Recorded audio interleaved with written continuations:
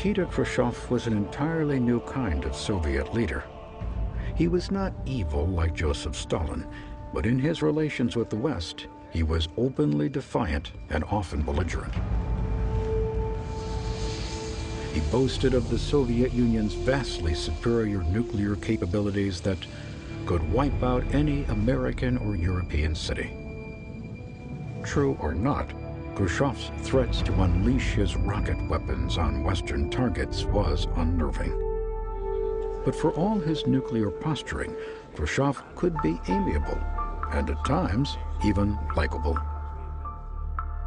In 1959, he engaged Vice President Richard Nixon in an impromptu debate over the relative merits of capitalism and communism. Teach us some things, and it will teach you some things too.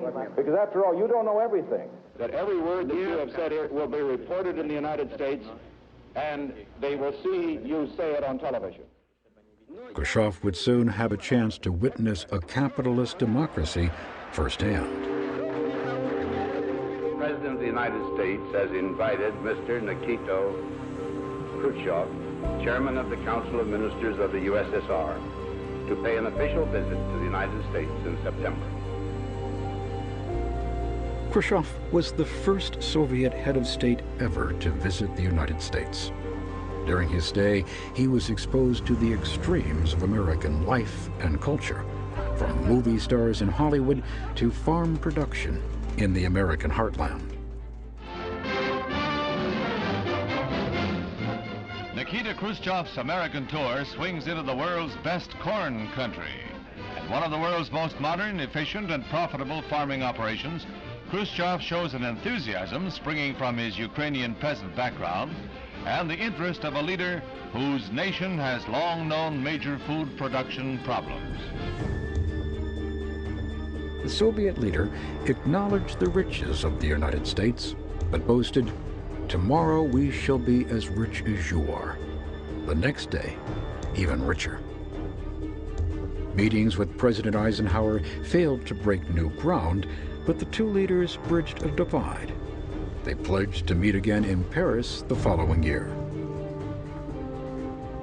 Khrushchev was deeply moved by his American experience. Хорошим американским словом. Окей? Хорошо. До свидания, друзья.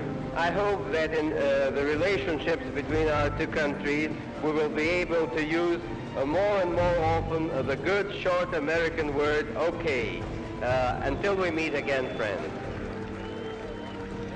Upon returning to Moscow, he openly declared, "Long live Soviet-American friendship," pledging his nation to massive cuts in its conventional military as a first step towards peace. By this time, the U-2 had revealed that the Soviets were greatly exaggerating their nuclear capabilities. Seeing continued surveillance as a diplomatic risk, Eisenhower had suspended the flights. But under pressure from his advisors, he reluctantly agreed to allow one more mission. May Day in Moscow. This year's parade through Red Square is a 3.5-hour affair with emphasis on peaceful coexistence. On May 1st, 1960, as Kremlin leaders waved to the May Day crowds in Red Square, a U-2, piloted by Francis Gary Powers, was shot down over Soviet airspace.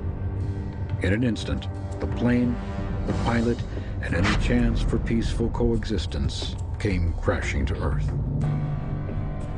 The White House had devised a cover plan for just such an occurrence. They claimed the U-2 was on a weather mission originating in Turkey for NASA and had strayed off course. The next day, they changed the story.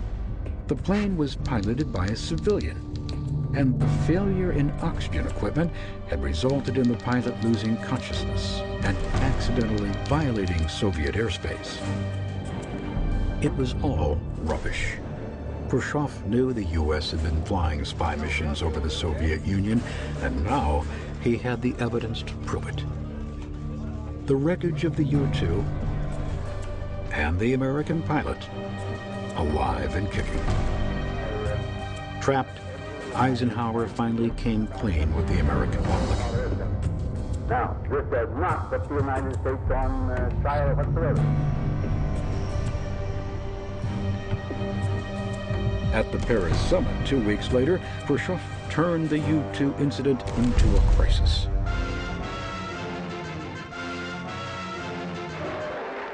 Khrushchev outdoes his earlier outburst against President Eisenhower at the commencement of the Paris meeting.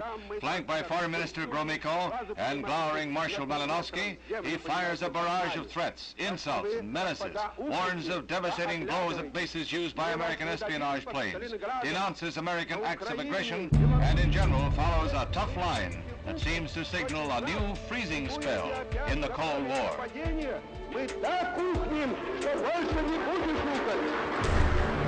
The captured U-2 pilot, Francis Gary Powers, was convicted of espionage against the Soviet Union and sentenced to 10 years in prison. It was August 17, 1960. That very same day, in the skies over the Pacific Ocean, an Air Force pilot snatched a falling capsule from midair. The event marked a breakthrough in the top-secret project to develop Corona, the world's first Earth-orbiting reconnaissance satellite. The U-2 may have been downed, but America had a new eye in the sky, and this one could capture stunningly clear and revealing images of its target from more than 100 miles in outer space.